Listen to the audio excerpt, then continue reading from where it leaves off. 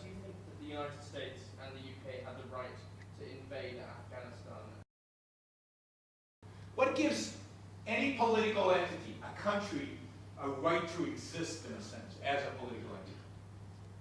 And I'd say what gives it is the extent to which it defends the rights of its citizens. That is, a government is only legitimate to the extent that it protects the sovereignty of its individuals. Countries don't have sovereignty. Only individuals have sovereignty. You own your own life. To the extent that you grant your government legitimacy, is to the extent it's legitimate. If it's any dictatorship in my view, therefore, it's illegitimate. Any country that systematically violates the rights of its citizen, what does it mean to say Saddam Hussein has sovereignty over Iraq? I mean, that's bizarre. He is a murderous thug who killed his own people in mass, who didn't allow individual rights in any respect, and anybody in his country, yet he has sovereignty over Iraq. No, he's completely legitimate.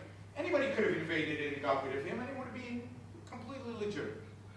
Now the question is, should you invade to get rid of Saddam Hussein? That, in my view, is completely a question of, your own interests. That is, was it in America's self-interest to invade Iraq? In my view, the answer ultimately is no. Was it in America's self-interest to invade Afghanistan? Probably, but not the way they did it. So it really is a question of self-defense. And so what is its self-interest? Ultimately boils down to this. Is it crucial for American self-defense to invade Iraq?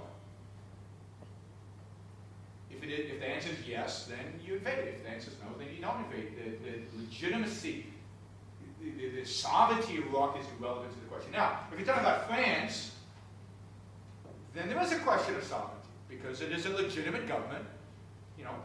It is rights respecting, at least to an extent, just as Britain is, and just as America is. They're all mixed, right?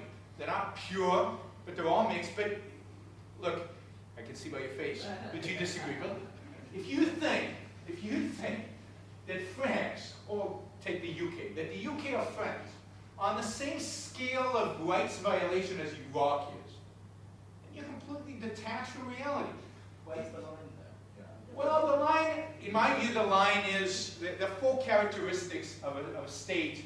I think let me see if I can remember all four. But the four characteristics of a state that is illegitimate completely, that is basically a dictatorship or totalitarianism. One-party rule.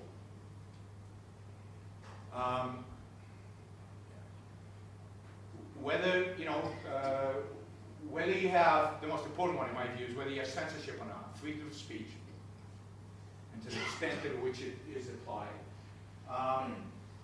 Whether you have any kind of elected government. Okay, so those three. But the keys, in my view, are some kind of one-party rule which denies any kind of election, and freedom of speech. As long as you have freedom of speech in a country, there's some freedom left in that country. There's some way to use reason and thought and argument and discussion in order to change the world in which you live. When freedom of speech is gone, you're basically living in a dictatorship in which your only means of dealing with change is through violence, through revolution, taking arms and revolting against the government. So, a country that rejects all notions of speech, which clearly Iraq did, which clearly France and Britain and America don't. That's freedom of speech. I'm here, right? I'm not a very popular guy. I was just in Israel. There's freedom of speech in Israel. I could speak in France. I've spoken in most of Europe. There's basically freedom of speech in the West and in much of Asia. China's an interesting mixed case. There's clearly less freedom of speech in China. There's one-party rule in China. China's not a, China's probably the most borderline you're going to get. But clearly, Europe, the U.S., Japan, the Koreas are fundamentally free countries. They're not as free as we'd like, but they're fundamentally free. And clearly, North Korea, Iraq, Afghanistan, Syria, and I can think of a bunch of others, are not free in a fundamental sense. There's a there's a difference between the two. And all you'd have to do is go visit those places. Not for very long. And you would notice that there is a stark difference. Now, is the US and England where we want them to be? No, absolutely not. They're nowhere near as free as they should be. But they are much freer than these guys, and therefore they're much more moral and and therefore legitimate regimes versus these that are not legitimate regimes. The North Korean regime is not a legitimate regime. Somebody wants to invade them and get rid of the guy, all the power to you. I wouldn't do it because my life's not worth risking for the sake of the North Koreans. But, you know, if you want to do it, that's your business.